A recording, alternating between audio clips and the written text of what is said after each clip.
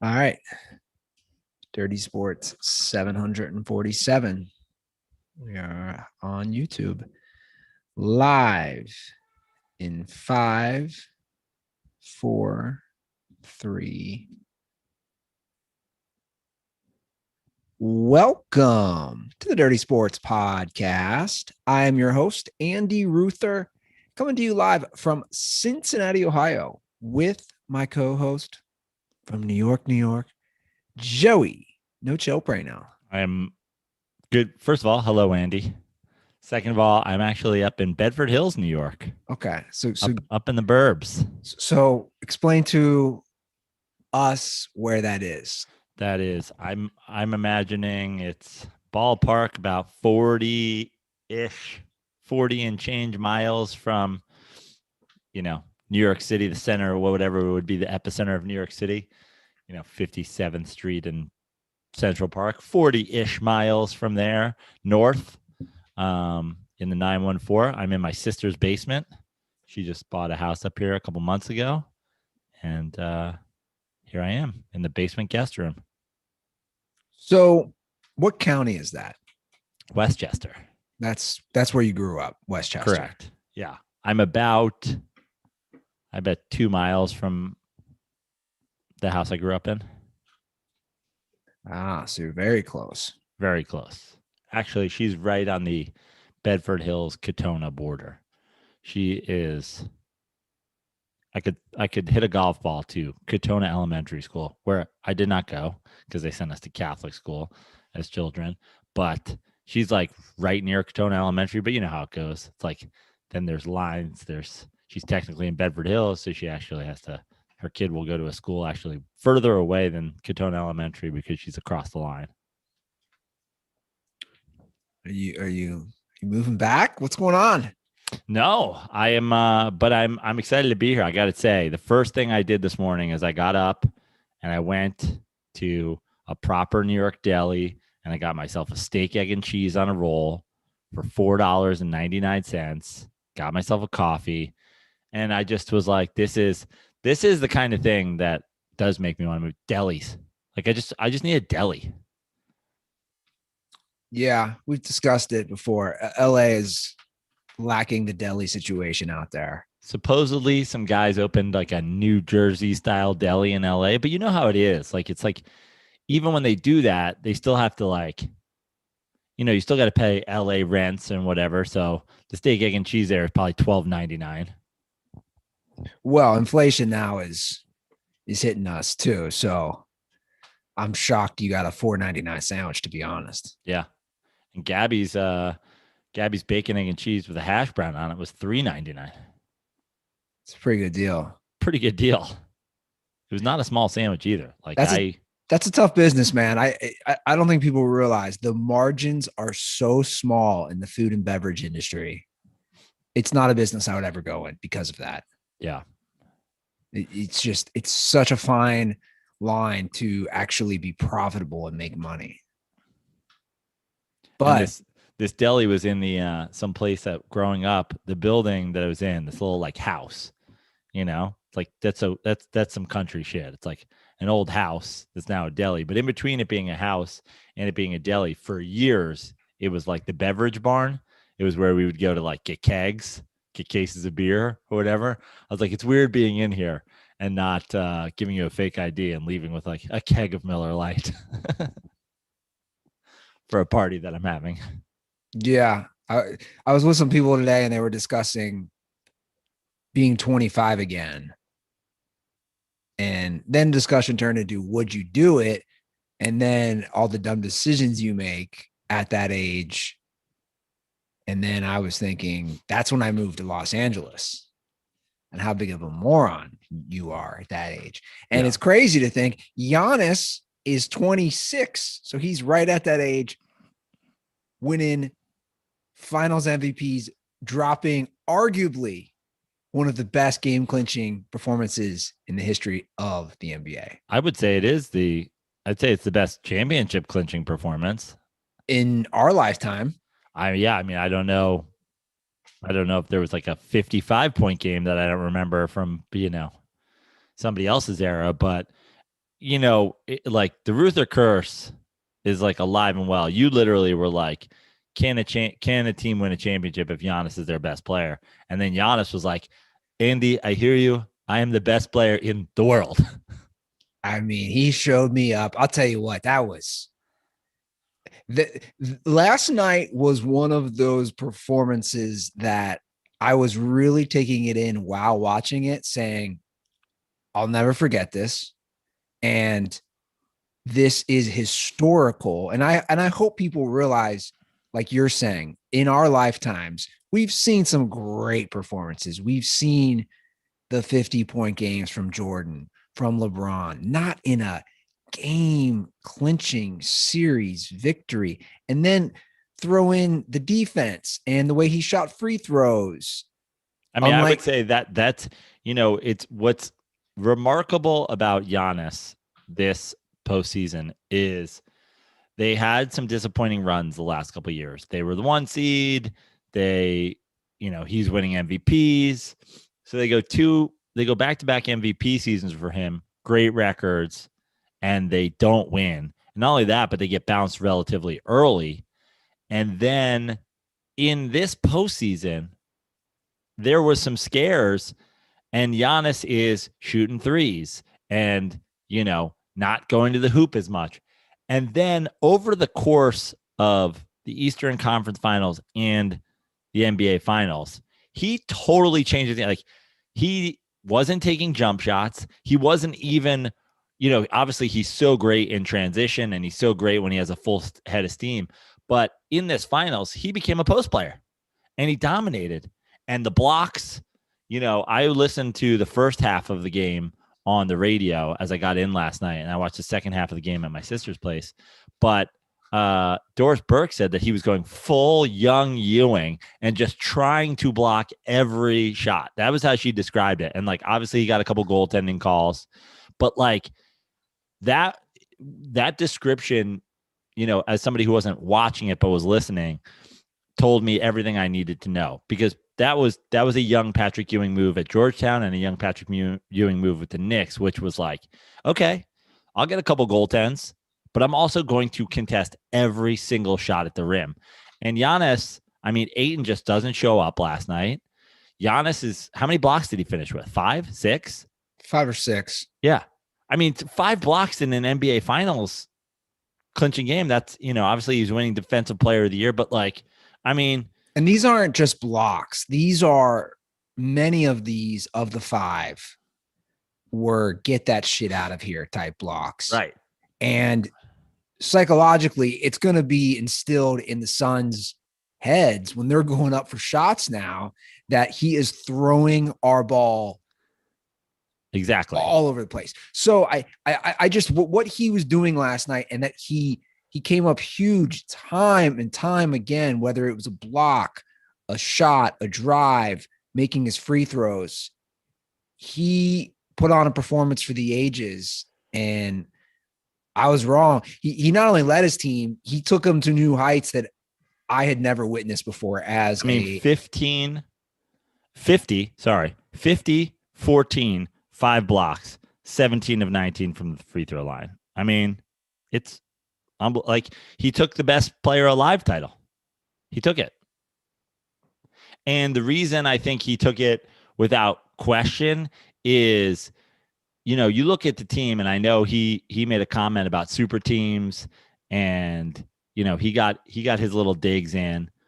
And I'm not the kind of guy who's ever, necessarily shit on the super team idea. I don't even really, besides Kevin Durant joining the Warriors, and then it's basically Kevin Durant on the Warriors, and then what happened in Brooklyn are like the only 2 super teams, I would say. Obviously the big 3s and the big 2s and people joining forces is just a way of sports these days, not just basketball. But for him to get through the Nets team, like, oh, the Nets didn't have Kyrie, the Nets didn't have Harden, the Nets didn't have, it's like, great. So it was just Giannis versus KD, and Giannis won, and he goes on and he has the finals that he had. I mean, he's the best player alive. Yeah. Down 0-2 twice in the playoffs. I mean, to reel off 4 straight. I was rooting for them to lose last night because I wanted a game 7, but it was, it was hard to root against him. Like when I started watching the second half, I'm like, it's fun, and he's great, and he's having an otherworldly performance. And in a way, I was like, oh, it'd suck if I want a game 7, but it would suck if he drops 50 and blocks 5 shots, and something happens down the stretch where they don't win, because he earned the championship last night.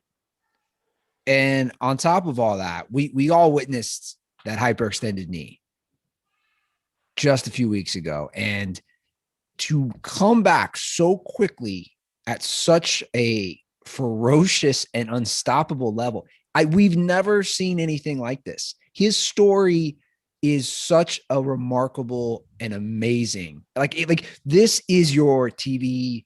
I'm sorry, your movie. Like this is your anything is possible movie.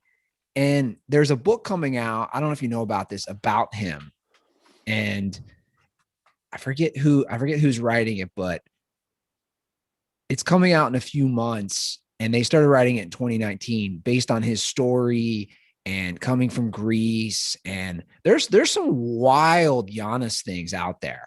Do you know about the thing from 2014 or 2013 when he was drafted? No. So he goes to Western Union to send as much money as he can back, cash, after he's drafted. This is in Milwaukee, to his family in Greece. He sends so much money, whatever he had on him, he doesn't have enough for a cab fare. So the cab stops running at a certain point. I mean, this almost sounds like it's surreal, but yeah. I was reading this today. He has to get out of the cab and he starts running to the arena for a game. Jesus. And somebody sees him and they're like, "Hey, are you the guy we just drafted?" And they take him to the arena. Call the team with your cell phone, bro. Like what? But again, to go from that just 8 years ago, 7 years ago, whatever it was, to, like you said, taking the crown. We had talked about Doncic taking over as the best player, but not so fast. Well, I mean, and we were critical. I was critical. I mean, you more so than me. I mean, you questioned if they could win a championship with him as the best player, and then he dominated.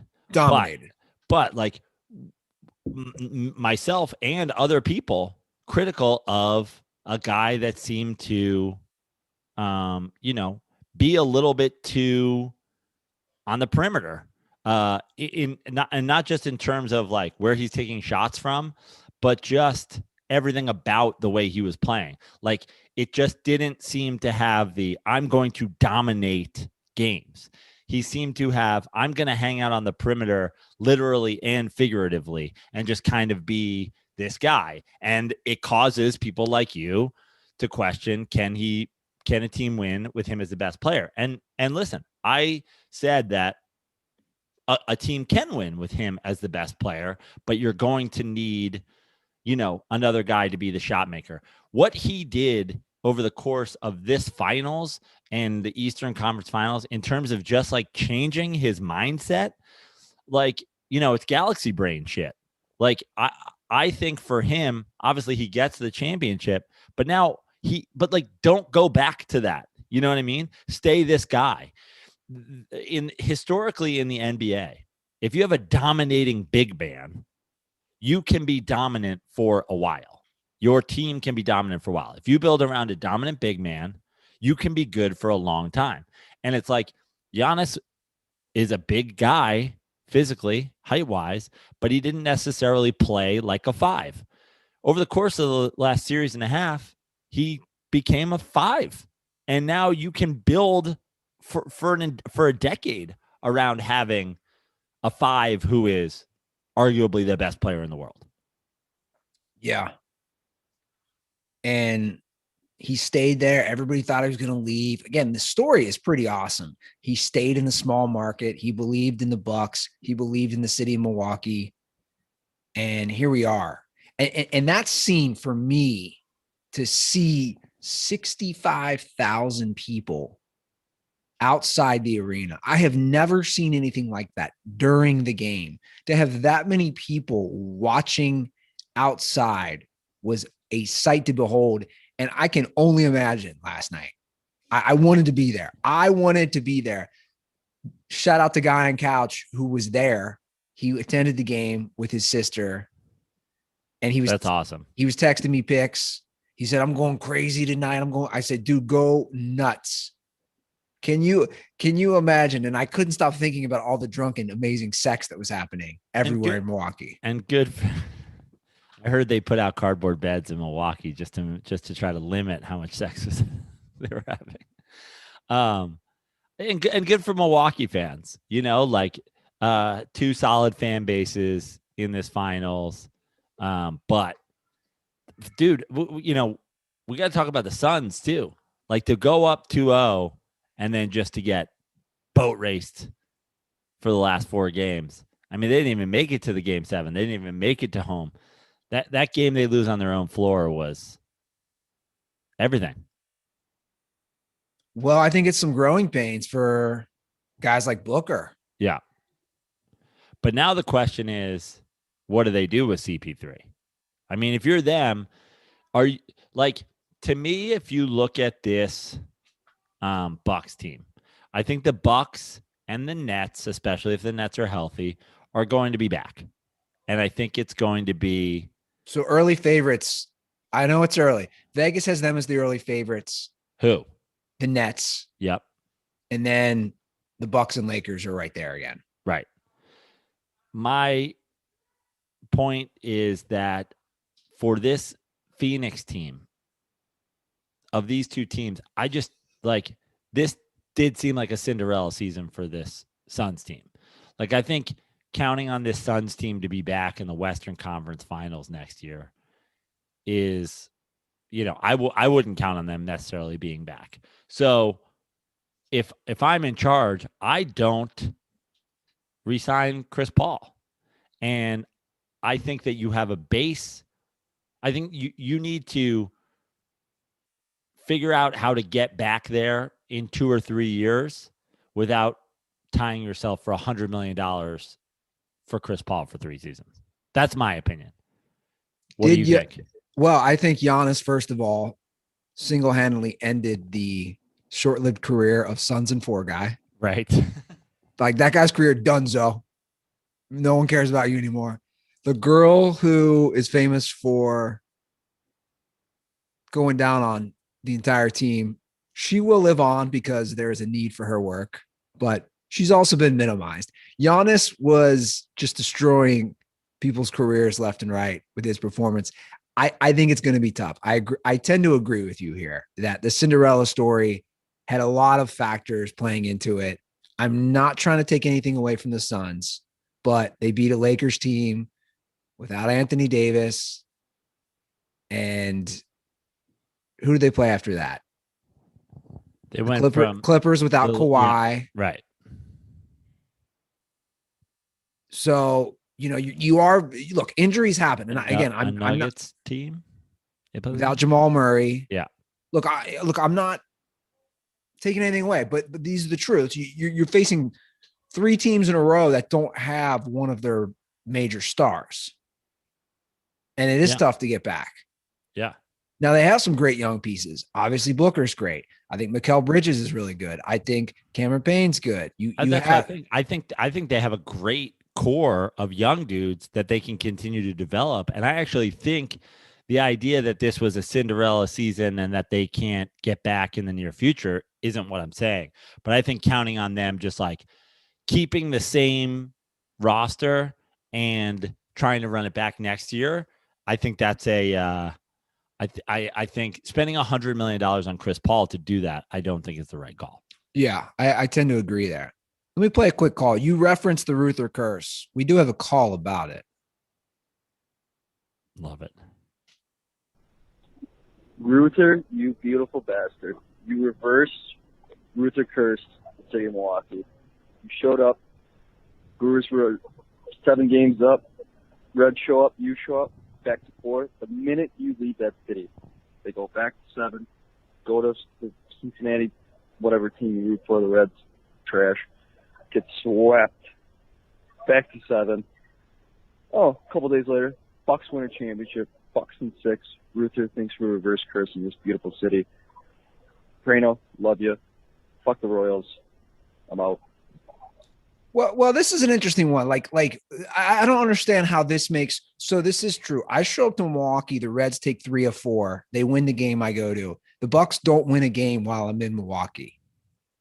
Now they're also on the road. The minute I go back to Cincinnati from Milwaukee, I arrived on a Sunday night, and the Bucks won that game again when I'm back in Cincinnati and didn't lose a game since. Right. So like. I don't get what he's saying. So, well, he's saying you were on the Suns bandwagon. You weren't a Giannis believer. You were in Milwaukee and they weren't winning games. You leave. You take your Suns fandom and your Giannis hate back to Cincinnati, and they thrive. It's almost like I was right because my juju was hurting the whole city of their sports teams when I was there. Right. So it really wasn't a reverse curse. I was cursing them by removing my bad juju is when all the teams started winning again. Right. Then you go back to Cincinnati and your team proceeds to lose 2 of 3 to my Mets. And your announcer just decides to destroy a Cincinnati establishment. I mean, honestly, that the clip they showed during that Skyline thing, the plate of chili, why was it like shit brown? Was that just like a bad camera shot, or is it shit brown chili? It looks horrible. I mean, Gary Cohen destroyed it. Gary Cohen was a little out of line. He was a little out of line. It was hilarious. And it was like, you got whatever doesn't kill you makes you stronger. You got to try it once so that you can never have to do it again. I'm gonna play what he said. This is the local delicacy known as Skyline Chili, the 5-way with the spaghetti and the beans. And Darling's just appalled. 5-way. First, the disgusting chili gravy. And what do you put on the onions? Do you put some mustard or something? No, wait a second. After the onions comes the cheese, and that's what makes it the 5-way. Here we go. There's the cheese. They put like 10 tons of shredded cheese on there, and this is supposed to be food that you actually eat. Now, does the cheese melt, or is that Ronnie, have you ever had Skyline Chili? I have not. I would recommend not having it, or well, no. you need to try everything once. Okay, all right. What doesn't kill you makes you stronger. Try it once, and then you'll never eat it again. Just unprofessional. Just absolutely unprofessional. I mean, he's just giving his unbiased opinion of Skyline Chili. Now, explain this to me. So you have spaghetti, chili, onions, cheese. What's the 5th of the 5-way? Well, that was the beans were on that as well. Oh, isn't beans in chili? Not this chili. Now look. So Skyline Chili is just beef. I don't know how many times we're going to do this on this show. It's also a dish that comes from Greece, for the record. This Skyline, all this stuff, guys, this comes from dudes who came from Greece who immigrated to Cincinnati. So like, you're kind of dissing Giannis. I'm just saying, like, I mean, Giannis didn't go out and get fucking spaghetti chili today. He went to multiple Chick-fil-A's and got 50-piece nuggets. Did you see that, by the way? I did. Half Sprite, half lemonade. Half Sprite, half lemonade, no ice. But I love it. It's like, not 49, not 51, 50. I need 50-piece. Look, Gary Cohen can have his own opinions, but you know that eat. I'm just watching, thinking, you East Coast elitist judging us in our Midwestern roots. No, but all jokes aside, I have said on the show, I am preferential probably to Gold Star chili, which is a thicker chili. And now, are there beans in Gold Star? Yes, you can get a 5-way there too. Oh, okay. So but I'm saying, my question about the beans is the beans and the beef are separate. They're separate things. Correct. Because most, I feel like most chilies, like you have beans in the chili Sure. Like my old man used to make. or onions in the chili. Yeah. It's all separate. Yeah. Look, it's not Deconstructed chili. oh, on deconstructed chili on spaghetti covered in cheese. Here's what it is, guys. It's just a giant heart attack. Is it the greatest food ever? No. Is it a comfort? Western food? Yes. Gary Cohen doesn't, hammer cheesesteaks when they were playing Philly. He doesn't like shit on Dodgers. Like it seemed like he really went out of his way. That's what I'm saying. It was kind of rude. I mean, it was kind of rude, but also it sounds like he's had it and it didn't sit well with him. And he's going to make sure no one makes that mistake, except although he did push it on Darling. He's like, you should try it. Yeah. Look, again, like I said, it's not a delicacy. It's not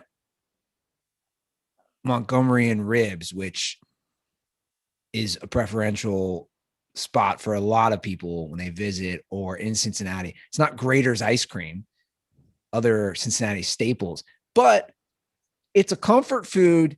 If I want to slam some disgusting food, there's a local Skyline by me. Again, I worked at one. I used to be the guy who stirred with a giant oar. I stirred the chili pot when I worked there after my freshman summer of college. I was that guy. Now, let me ask you something. The chili pot that you stirred, were they just taking did they just get cans shipped to them from corporate and just dump it in a pot and keep it hot all night? Or are they making the chili? So we would get, it's a good question. We would get frozen boxes of the chili. I'd put it in the pot. So no one's even making ground beef there, adding spices. Because remember, it's a franchise. Right. So I think there's about 100 and I don't know how many of these in Ohio, and there's some in Florida, Kentucky, Indiana. So I would put the giant chili. Again, this is like maybe 3.5 foot tall thing that's on the ground, and I'd stir it with an oar and add water. So I was technically making the chili, and then we would get the cheese. The cheese would come from Wisconsin. It was specialty cheese specifically from this farm in Wisconsin. And that would go in. And again, it's just a disgusting. I mean, good for Giannis. Thing. Giannis is taking the Greek back. You're trying to put Skyline Chili on the Greeks. Giannis is like, I'm here to say Greeks can be great. Well, yeah. Look, Giannis. How many people tagged you in Gary Cohen? Oh hammering my the chili? Oh my God. I actually meant to say we should have talked about it last episode. I was like, we should have bet something on the Mets Red series, but now. Okay, here's what it is real quick. Well, I mean, I might as well just get this out there. We've already gone down it. In 1912, Nicholas Lambrinidis emigrated to Cincinnati from Castoria, Greece, and brought his family's favorite recipes with him. Okay, so that's it. So this guy, Nicholas Lambrinidis, came to Cincinnati from Greece in 1912. And I guess this was one of their recipes. And he opened a Skyline. Yep, there you go. And then it just got absolutely eviscerated by Gary Cohen. It's unbelievable. Wow. It's not my first choice. And I'm sure Giannis has realistically never even heard of the place. What do you think he did last night? Like what's going on? Oh God, I wish I was in Milwaukee last night. Last night was one of those nights where I so wanted to be in that city to see. It's a catch-22. If you had been there, they wouldn't have won. But because you weren't there, they did. You should have made like Kyle Rittenhouse and just waited across the Wisconsin state lines and then run in for the trouble. Uncalled for. What do you mean uncalled for? That's a bad. You're comparing me to that guy. That's uncalled for. Comparing you to the murderous teenager. You know, it must have been mayhem. Did you hear And I bet, and I didn't even look on social what people said. Did you hear Van Gundy, what he said about Fauci? No. They showed all the fans. And of course, none of them wearing masks. And he's like, oh, Dr. Fauci's not liking this. And I thought, oh man, he's going to piss off people. Like, it was a joke. It was a funny joke. Yeah. I bet the Miller Lite consumption was through the roof in Milwaukee last night. I enjoyed a couple Miller Lights for the good people of Milwaukee last night. Did you? Yep. You have to. They sent me a 12-pack. I think you'll be getting some beer. I received my 12-pack, and they sent me some merch too, Andy. I was just gonna say, did you get some merch? Because I got some merch as well. I got some merch. I mean, what a collection of sweatshirts they sent me. Right? Unbelievable. I'll tell you what, folks at Miller Lite. It was literally right as I was going out the door yesterday morning. I saw it outside, and I was like, "Wait, what is this? A 12-pack and some hoodies?" Well, they really they always send us some great stuff, and they have another campaign right now, guys. A time for that beer campaign with Molson Coors, excuse me, the parent company of Miller Lite. So if you want to partake in this, and I recommend you do it now, just find a message from someone saying we should grab a beer after the pandemic. Doesn't have to be those exact words. Share it on social with the hashtag time for that beer. Then go to timeforthatbeer.com to find out how to get a beer on Molson Coors. So that's Miller Lite, Coors Light, Blue Moon, Peroni, Leinenkugel are teaming up to help you hold your friends accountable for the beers that they said you'd get. So you would take a screenshot of that message of a friend saying you should get a beer when this is over. And again, share it on hashtag time for that beer. Then head to the bar, which I'm sure all you guys are doing. Upload your receipt for a beer from one of the brands that I just listed above at timeforthatbeer.com/rebate. And the beer is on us. And by us, I mean Molson Coors. This is all a great idea, Joe. I mean, once again, helping everyone Miller get Lite out. Sending us beers, sending us hoodies, sending us money for the beers we buy with our own money. It's great. And you know what? I got to say, I'm excited. My favorite part about that promotion is them listing the beers that qualify. There is a comedy club in LA. I don't want to shame them. I don't want to say the name, but there's a comedy club that I appear at regularly. I would almost say it's probably my quote unquote home club in Los Angeles. And they do not have Miller Lite. We both know the owner. I've talked to the owner numerous times and said, what are you guys doing to me?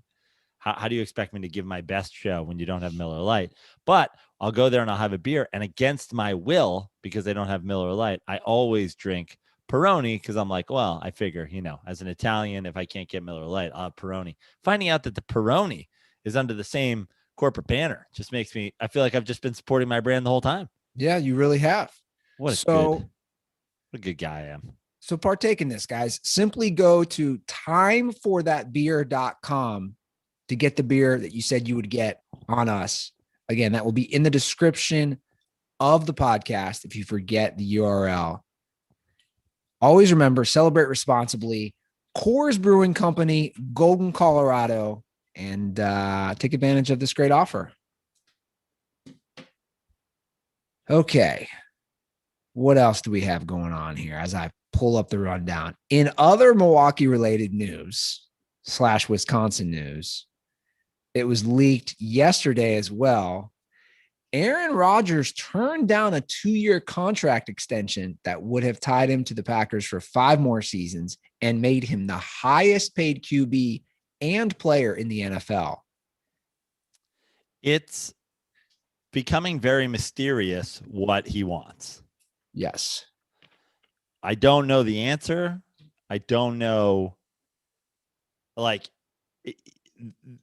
question becomes, if they wanted to extend him or they offered him an extension and they wanted to make him the highest paid player. So it's not about money, right?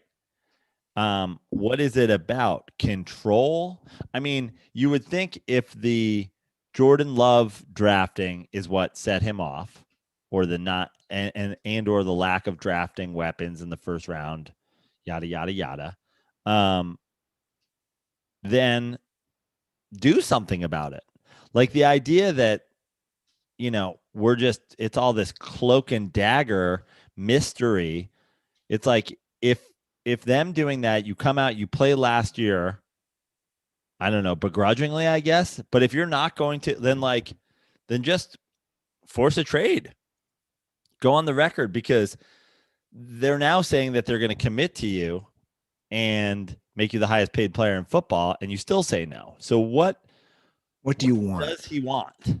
Yeah. I don't know either. And I'm Team Rodgers in terms of like the Jordan Love drafting was ridiculous. And then did you see his tweets last night? No.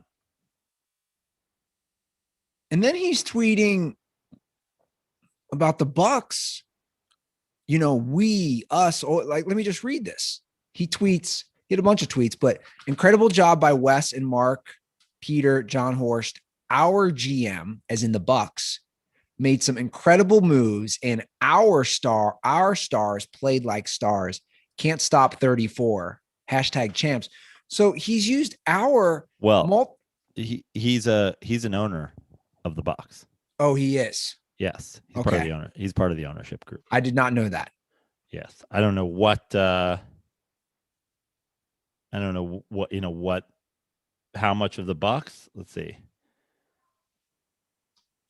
But 1% or something like that. If Milwaukee, I'm looking it up, but I know he's in the room. He is. Bucks announced in 2018 the Rodgers would become the first active NFL player to take a minority ownership stake in an NBA team. It's 1%. So he went full Jay-Z style. Okay. But he's an owner. He'll get a ring. Yeah. Wow. Does this help or hurt? Or does it even matter? The Bucks. Does the Bucks winning a title have any bearance on? Well, I mean, him being an owner, I think has he is an owner of the where do you want to go if you're Aaron Rodgers? You know what I mean? Like, you're a Packer. Why would you want to leave the Packers? And that's where it's getting confusing. What do you want? I don't understand. I don't know if anybody has an answer to that. Yeah. He's that girl you're dating. Like, you don't have to be dating. It's like a sorority girl. This is it's like the Notebook. What do you want? Yeah, you're like you're a few. What are you doing? Me? I'm trying to get comfortable in this. Dude, dare I say you've gone full Goldberg this episode. You were lying down for a minute. I think the camera was up your nostril. The next minute, I'm on a bed because there's no desk or anything down here. I'm trying to figure out how Looks to. Like you're in a mental insane. Like you're in insane. Well, my asylum. sister, they just moved in this house and she doesn't have any furniture. Yeah, I mean, she has furniture. She doesn't have any decor, especially down in her basement guest room. But I'm just trying to figure out how to get comfortable here so I can stay in one position. Your setup looks like how the Smut Studio was for the first 4 years of me living there. Just a crazy house. Just a beige wall. Just nothing on it. But yeah, when I was laying down sideways, that felt very Goldberg-ish. But I'm just trying. I just want to have something I can stick with. So now I've gone to the back of the bed so I can lean up against the wall a little bit. I want to ask you what we want to ask Aaron Rodgers. What do you want? What position do you want? Does he play for them? Where is he going at this point? I mean, seriously, we're almost in August. But also, where is he going? Who doesn't have I know he's from the Bay and whatever. The Niners drafted a quarterback. The Broncos could be the only possible spot. I mean, no offense to Denver. I like Denver as a city. I'm sure it's more fun than Green Bay, Wisconsin. But you're the Packers QB. You want to be the Denver QB? Well, you don't want to leave us. I mean, that whole state is Packer football. Right. That whole state. And you feel it. You feel that energy when you go to that state. I mean, the Packers are significantly better than the Broncos. He was in back-to-back NFC championships. I know. Now, I would argue a lot of that is because of Aaron Rodgers, but like you're going to go to the AFC West. Yeah. A stacked AFC West. But that's the question. Where are you going? Means we welcome him with open arms to my Giants, but like, I don't know what type of ploy or tactic it is, but I think that's what he's trying to do. And he's get moved?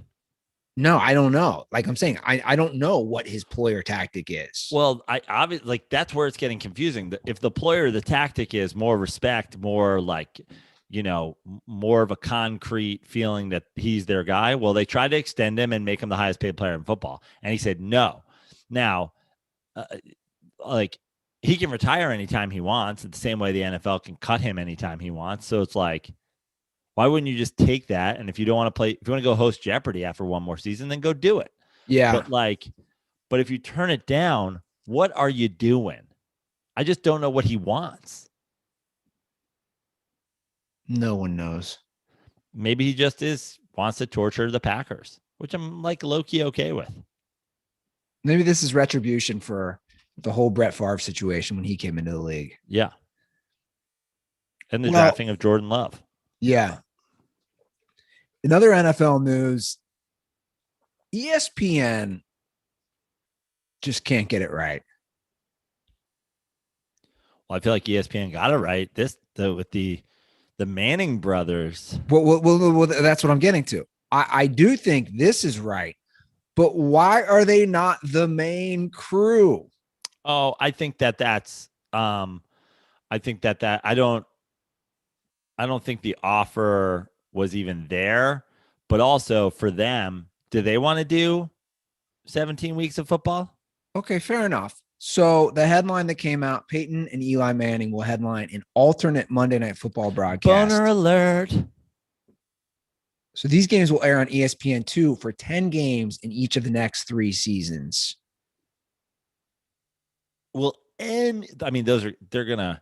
I mean, I know. I mean, imagine. I can't wait for the side by side of Brian. Nothing against these guys, but Brian Greasy, Steve Levy, and Louis Riddick against the man. I mean, this isn't even fit. Like, imagine if you're the main Monday Night Football crew and you got to go against the Manning brothers. No one's watching you. Right. I mean, there will still be people watching because it's just like the antiquated people are just gonna be like, it's on ESPN. But like every young, competent knows how to, work the streaming services, knows how to find different channels. Every single person, like the Manning brothers broadcasts are going. I mean, this is the best thing I've ever heard. But again, I think they botched it. Make them the main guys, or make them I don't know. But they just came up with this other crew last year, right? So they've shuffled. ESPN has shuffled. I just that don't Monday think night crew. Eli or Peyton, and certainly both of them, are going to commit. When you commit to that, even if they're like, okay, we'll do 17 games, I don't think that they're going, we're going to do 17 games for the next 10 years. And that's probably the kind of commitment. ESPN's like, hey, if we're going to give you this job, you guys got to stick with it. So I think the idea of 10 games over the next 3 seasons is great. And also, if it's, if they end up really enjoying it, maybe in 3 years, they are the fucking main crew. I honestly can't wait for that side-by-side numbers. I literally feel bad for those guys. I'm just like so excited for the entertainment. I mean, the brothers dynamic. Who's going to be the play-by-play? Oh, they'll probably have like a third in there, right? That's what I'm saying. Yeah. They're going to need a straight guy, like a straight play-by-play guy. And I don't mean straight by sexuality, if you know what I mean. Got to justify it now. Let me sit on it. I see it right there. Maybe Gary Cohen can hop on board and just he'd be great. Destroy every single city's. I'd love to hear Eli and Peyton's thoughts on chili, on Skyline Chili. Maybe Gary can go to each city and just absolutely take a hot, steamy Skyline dump all over one of their city's treasures. Like my receivers at Tennessee when I played there, just five parts I just never want to see again. And that starts this season. So exciting. My point is they're almost there, Joe. If they're talking 10 games. 10's only half the season, basically. There's no Monday Night Football the last week. Right. But still 17, right? So 10 of 16. Yeah. I mean, 10 of 16. Well, no, there were 17 weeks before. Now there's 18 weeks. Okay, true. It's 10 of 17. Still. They should travel in their own Manning family bus. Oh, be so great. And make that a reality show. Are you ready for some football? Put Cooper on the sideline. Yeah. Coop. Because he does stuff on Fox. Fox. Right? Yeah. And his son is the stud. Yeah. Arch. Imagine the money he's going to make in college. Yeah. The Bama quarterback who's never started right now, Bryce Young, is already supposedly near $1 million in name, image, and likeness deals, according to crazy Nick Saban. That's crazy. He's never even started. Yeah. And he's near 7 figures. Jesus Christ. But he's the Bama QB. Just going full Goldberg over here. Yeah, I'm laying down. Yeah, man. I guess that's what's going to happen. Basically, I don't know how closely you followed it since that rule was enacted. It's basically stud athletes at big programs and just hot women. Like, you don't have to be that good. If you're a hot woman on a D1 team. Yeah. And you have a big social media following, then you can now hold, Body Armor fucking energy drink or whatever and make some dough. Yeah. We need our DirtBall we need the dirty sports athlete kid to reach out. I forget him now, but I've heard that the Barstool athletes basically just don't get anything, which is sad. I'm like, let's send this kid a Miller Lite sweatshirt. If he's 21. If he's 21. There are rules. So the COVID stuff is obviously creeping back. I mean, I hate to go there, but it's important to discuss with sports because we obviously have the cases are higher. I don't want to go down all that, but my point is we've seen what's happening with the NFL and guys getting vaccinated, and also it's kind of worked its way into college. The SEC is saying if a team can't play because of COVID, there's no reschedules this year. It's just forfeits. Great. Which I think is good. Well, Saban said today, right? 90% of his guys are vaccinated. Yeah. And I'm repeating what I've said about vaccinations on this show before, especially as it pertains to sports. You can question anything that you want. And you can, I understand fears about it. I understand, obviously, people wanting to do it. I understand a little bit people not wanting to do it. But if you're on a team, to me, it's ridiculous to not do it. To take the Cole Beasley stance, I just find him to be like a fucking MAGA dipshit. Like the whole, I'm going to write in my notes app about fucking freedom and nonsense. It's like all you're doing is leaving some potential where you can't play or a game gets canceled or a game gets forfeited. It's like we make a lot of sacrifices when you're an athlete to be on a team. Like you don't go out and drink on a Friday night before a Saturday football game. You don't do it. Like we as athletes my whole life, there were sacrifices that you had to make. And to me, like, that's just part of it. And Saban in Alabama saying 90% of the guys, basically him saying, listen, get fucking vaccinated because I don't want to deal with a forfeit, I think is totally reasonable. I wonder what someone like Cole Beasley would say if I asked him, your risk, if his concern, and clearly he's stating his concern is health and safety. I wonder if whether it's Cole Beasley or anyone else who doesn't want to get vaccinated. Again, I also I understand people having concerns how quickly the vaccine happened. Like, I understand that. But I also wonder what Cole Beasley would say if I said to him, Cole, you risk your health and safety for what you do every single day.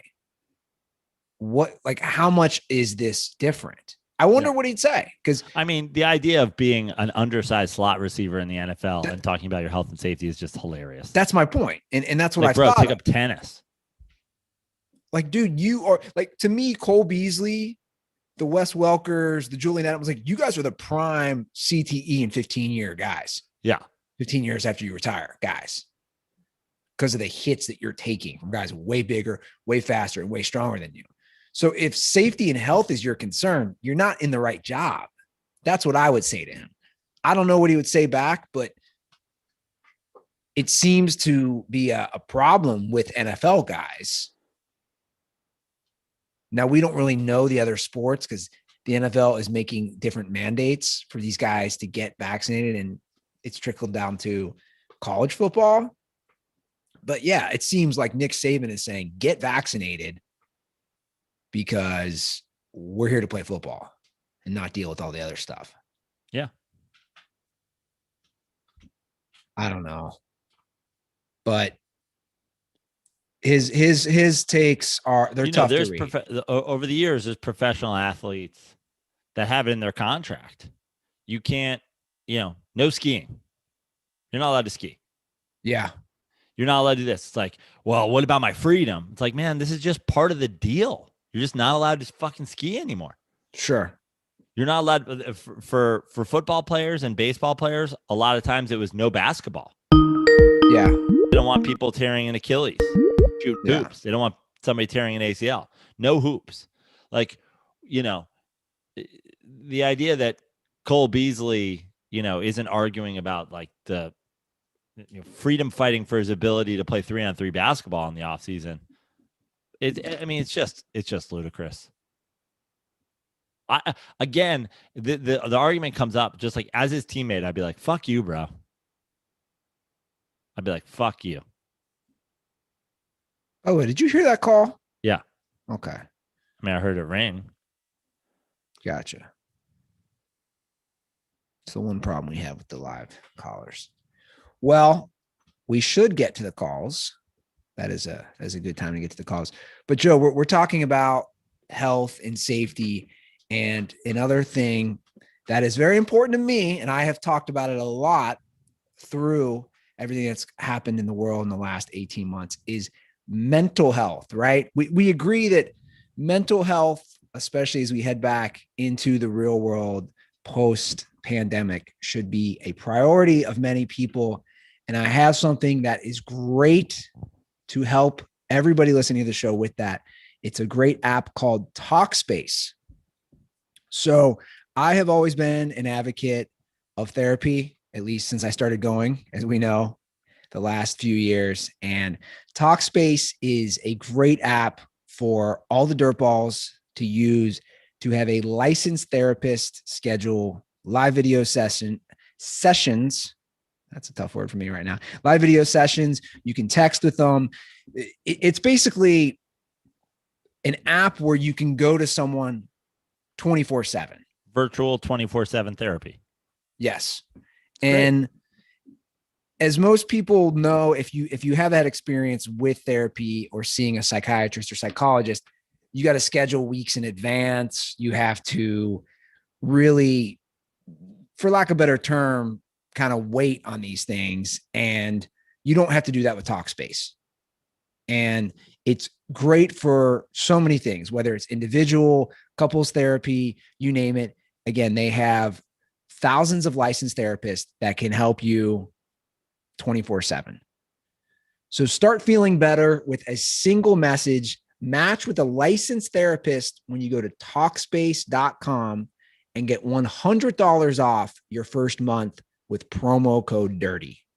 Great. That's $100 off when you use promo code DIRTY at Talkspace. And guys, if you haven't ever gone to therapy, Joe and I both know this, it's not cheap. Right. It's expensive.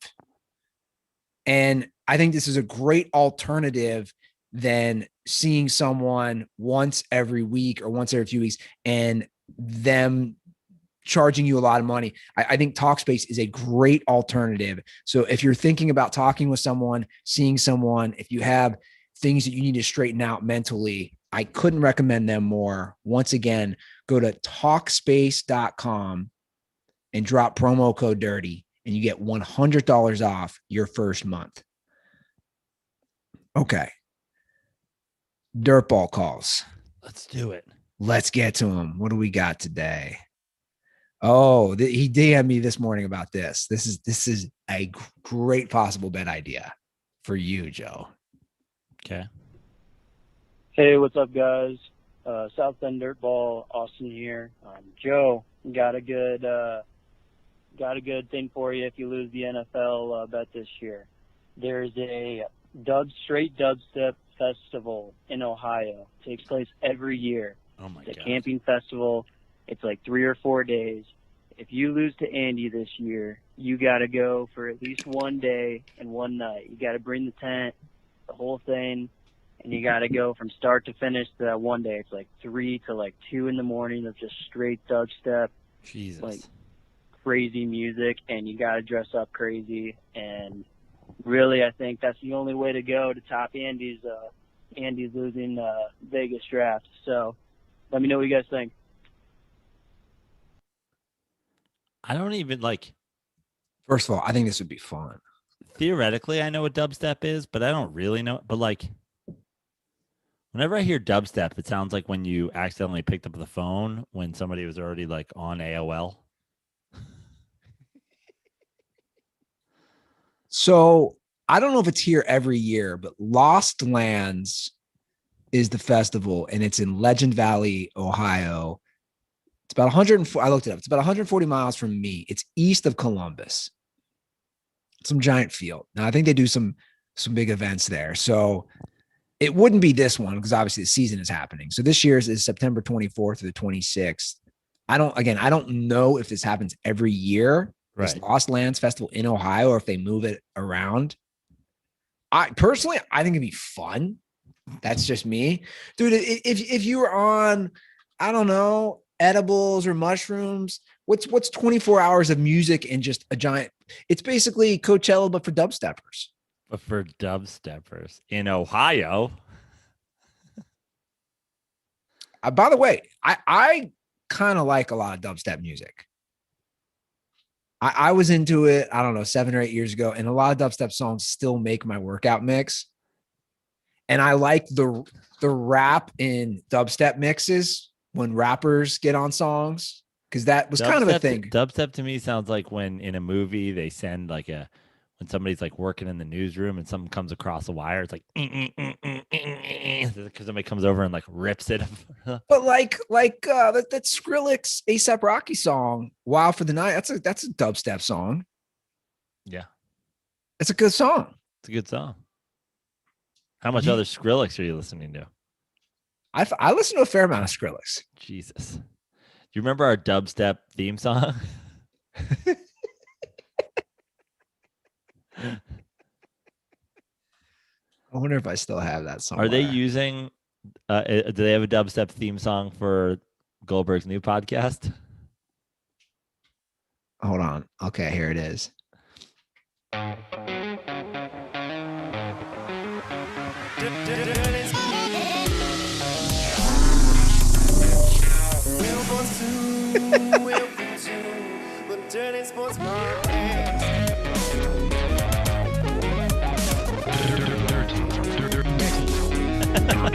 It's amazing. Welcome to the Dirty Sports Podcast.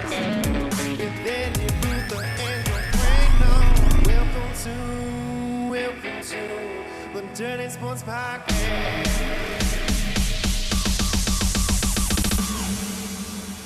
I mean, honestly, it was hard to get through that 45 seconds. The idea of doing that for 24 hours is insane. There has to be, if I went to this festival, there would have to be some sort of thing like the Waffle House thing that could like shorten my time. Like every tab of acid I eat, I can get out of there. Dude, I think it'd be fun. I might go this year for just the hell of it. Find somebody to do the new Dirty Sports theme song. I'll be the only almost near 40-year-old there. Oh, I'm sure you won't be. Really? Yeah. That's pretty funny. That dubstep song. Dude, but again, I think anything, see, you know, the difference between you and I is that you're not, I have no patience for this kind of shit. But you're not like, I'm way more of a people watcher and I'm like a curious, I want to see the scene type of person. Like I could legit go to another Insane Clown Posse concert just because it was fascinating to see. And I think in that same area is where the Juggalo meetup this year is. That same music campground or whatever they do. Really? That's where the meeting of the Juggalos is for Ohio? Yeah. There's a gathering of the Juggalos. I think that's what they call it. The Gathering of the Juggalos 2021 is it's the same area, Legend Valley. And that's going to be the 19th through the 22nd of August. I might go to that too. Yeah, man.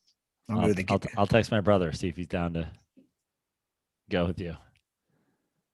But like that doesn't interest you just seeing people? No, I have such little patience. But especially if you're on drugs, man, like just enjoy it, right? Oh, if I'm on drugs, it make it even worse. Really? I don't have the patience for anything. Like at this point when I'm on drugs, I just want to be sitting outside by a running brook. You don't want to be around people when you're on anything. I mean, I don't mind it, but like I don't want to be around juggalos. What about dubsteppers? Is that even a term? Dubsteppers? What are they called? I'm assuming it is. Yeah. Dubstepper. Here comes the dubsteppers. I'm looking through our calls today. A lot of them are really raunchy. Like Dirty Sports Podcast. Hi, Andy and Joe. You're not really dirty anymore. We haven't gotten that recently. I did tell someone they should not listen to our show today. Really? Yes. Who? A nun. Oh. Who asked about it. I said, you should probably not listen. Bless her heart. But no, sister, this is not for you. Anyway, let's get to one of these sex calls. Sex calls. Okay. Anyway, Sister Diane. What's going on, guys? Sex Hunter calls. from Illinois, Michigan. Just calling to clarify my second question I left on the podcast last week. So what I meant was how seriously or what's your approach to listening to a new album from an artist you like? Okay. Because I know some people let's who fast literally forward. just scroll through it really fast trying to listen to previous work before going into the new podcast. And how seriously are you taking listening to a new album from an artist you like? Secondly, if there was a sex move called the Prano or the Ruther, what would it be? That's all. Also, condoms are for people who get mad for not having their calls played. If you're that fucking interesting, go get paid like Stephen A. Smith. Peace. Okay, that's what I wanted to get to. I love when people call to clarify other calls that we've already discussed. Okay, so if you had a sex move, which it plays perfect because somebody called about another sex move. I started this. I'm sorry. I opened this. This is like when people were calling leaving times they crap themselves. This is what we have now. It's people calling about sex moves and Urban Dictionary. So if there was the Prano and the Ruther, what would it be? So is this like, this would be sort of an homage to us, right? This is like our Dirty Sanchez, if you will. Like it would be like some kid being like, I did the Prano and this is what I did. Mine, the Ruther would be after sex, you have to just definitely never put your clothes on. You ask your partner if they're hungry. I just Usually- figured it would be like doing it 5 different ways. Yeah, you want the 5-way? Turn over, now you get the cheese. I don't know. Or mine would be I'm a talker a lot of times after sex. The move would be you have sex and then you sit there with that person and you just have deep talks, which can be good, but also bad. I'm not going to name names. Do you remember that girl who I messed around with for a minute and sent me a list of things that I couldn't do with her afterwards? No. 2013-ish summer. I met her at an ex's through an ex. She sent you a list of things you couldn't do after? What do you mean? She was trying to keep it light, and her complaint okay. was, we have too many deep talks, which makes me like you more after sex. Right. So her list of demands, which was one of the craziest things ever, was after we have sex, you can't bring up like life stuff or serious topics because it gets me too emotionally involved. It was dude. I kept that email. That was one of many things on that list. It was probably the weirdest list that's ever been made. You know who I'm talking about, right? Yeah. I know. Now I know who you're talking about. I can't think of, I don't know what a Prano sex movie would be, but I would just, it's romantic lovemaking followed by celebratory Miller Lights. Well, on that note, why don't we play another Urban Dictionary? Hey guys, Ryan Clack calling in once again from Saskatoon, Saskatchewan. Now, there's been some Urban Dictionary words making their way onto the pod lately, and I've got a good one, to say the least. The word is munging. That's M-U-N-G-I-N-G, munging. I would say what the definition is right now, but I think if I did, the Canadian government will trace my call and send a special task force unit to arrest me. Wow, it's that bad. It's pretty bad. Yeah, and I just think it'll be funnier if Ruther reads the definition for the listeners. So buckle up and just remember that once you know this word, you won't be able to go back in time to when you didn't know it. Jesus. Thanks, guys, and condoms are for Bryson DeChambeau. And now you're gonna tell us what this is? It's a pretty tough one. Do I want to know? You don't want to know. Can I make a prediction that this is something no one's ever done and that they no one's ever done this. This is like an Urban Dictionary meets Jeffrey Dahmer type thing. Oh God. Okay. Do I even dare say it? You go to a graveyard with 4 of your buddies. 4 of your buddies. Dig up a fresh corpse. Narcoleptic or that's not narcolepsy. What is it when you're Necrophiliac? A necrophilia orgy? Yes. Wow. On a dead Gross. body. Ew. And then that's not even I mean, it just even gets worse from here. So you guys run the train on a dead body. You pick up a dead body and run the train on it. Yes. Okay. And then there's steps 3 and 4 are pretty savage, as if that wasn't savage enough. Yeah. I don't want to read steps 3 and 4. You can look it up for yourself. Munging, Okay. M-U-N-G-I-N-G. Because you know what? Because there's nuns listening. Yeah. And also, I can't wait for that call. You guys are not dirty enough. You didn't even read the full description of munging. You read the first 2, not steps 3 and 4. It's pretty bad. And definitely it's never I just happened. looked it up and it's disgusting. That's the most horrible thing I've ever heard. Yeah. And you can tell by the upvotes versus downvotes. Normally it's all upvotes, but this one's pretty split. People are like, this is too much even for Urban Dictionary. You know what's funny? The ad that came up on Urban Dictionary above munging is pornography in schools, ? How parents are struggling to fight against pornography in schools. Well, hopefully there's no munging going on in schools because that would be a problem. Okay, let's move on to a much lighter question.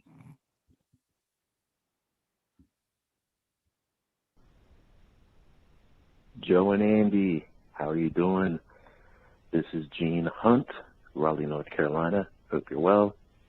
Joe, you brought me back when you talked about infield practice and batting practice. Just remember those awesome days from high school. It's awesome going to the shitty vet in the 80s to watch Mike Schmidt hit some and Gary Maddox. I'm showing my age, but you know how it goes. Also, question for you. Did you and your friends ever want to purchase a jugs machine to basically just have batting practice anytime and anywhere you wanted? We've always talked about it, never did it. Now I'm an old man, I still want to do it. But that's about it. I hope you guys have a great weekend and stay dirty. And I don't even have a condom czar for it because, watching baseball is awesome. So you have a good one. Take care. Bye.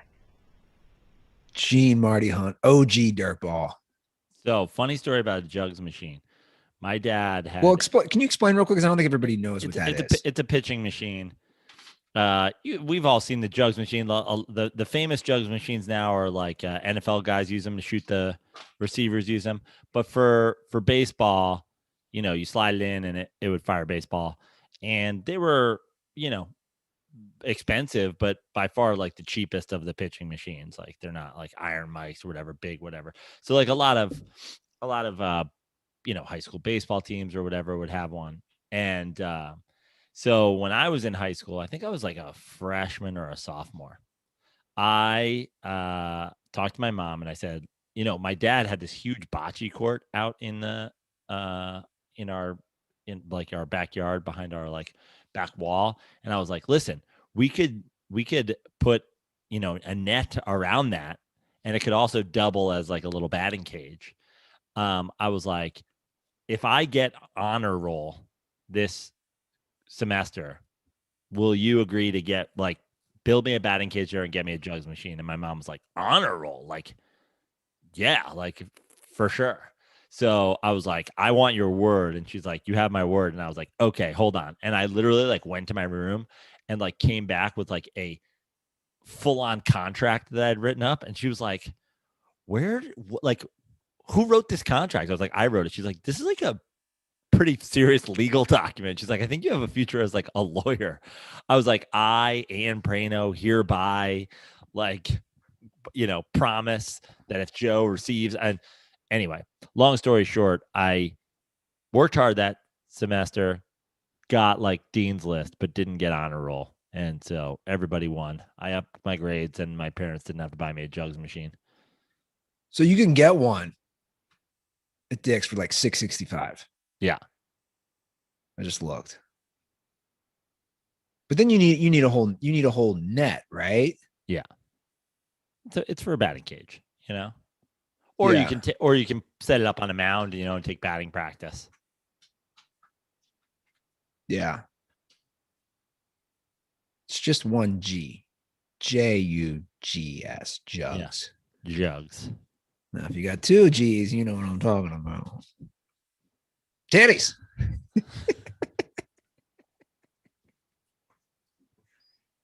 Katie got some big ass titties. I bet you that's one of the lines I've said more than any other Dave Chappelle line. Katie got some big ass titties. Okay, on that note, let's end the show. You got places to be. I got things to do. I am actually heading down to Brooklyn almost momentarily. And I've got a show tonight at the Calb Music Hall, the Calb something. Anyway, it's it's in Brooklyn. So if you're listening to this, well, is this going out tonight or tomorrow? Either way, whatever. Come to my show tonight. Yeah, I'm not sure. go to joeprano.com. Check out all my shows. Going to book some other stuff while I'm here in New York. Follow me on all social media at Joe Prano, except for Twitter at Fix Your Life. The weekend of October 1st and 2nd, Comedy House, New Orleans. That same weekend, October 3rd, Giants at Saints. So if you're anywhere down in that region, just start planning that. It's my brother's 40th birthday weekend. I'm trying to get Mikey to spend his 40th birthday on Bourbon Street. So let's just start planning now, guys. Dirtball meetup. Speaking of jugs, 310-359-8365 is the hotline.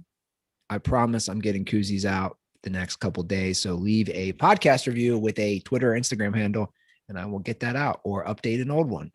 Follow us on Twitter and Instagram at The Dirty Sports. You can follow me at Andy Ruther. That's pretty much it from my end. Go eat some Skyline. Actually, I don't care. Go eat some Gold Star. Congrats to the Bucks again. I think this to me has been one of the coolest stories I've seen, in Giannis in particular, and just the whole thing. And it's been fun. And now we get to wait till football. But until then, you guys have a great weekend. Stay safe. And as always, stay dirty.